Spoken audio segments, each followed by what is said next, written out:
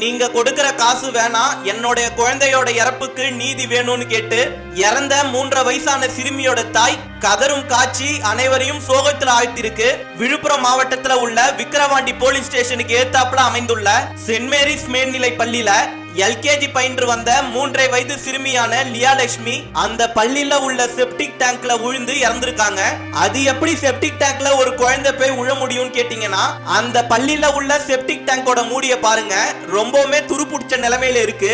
அந்த சிறுமி எதிர்பாராத விதமா அந்த சைட்ல போய் விளையாடும் போது துருப்புடிச்ச செப்டிக் டேங்கோட கதவு மேல நின்றப்ப பாரம் தாங்காம அந்த கதவு உடைஞ்சி சிறுமி செப்டிக் டேங்க்ல விழுந்து இறந்திருக்காங்க.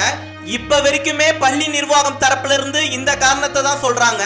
பள்ளி நிர்வாகம் தரப்புல இருந்து சொல்ற தகவல் உண்மையாவே இருக்கட்டும்.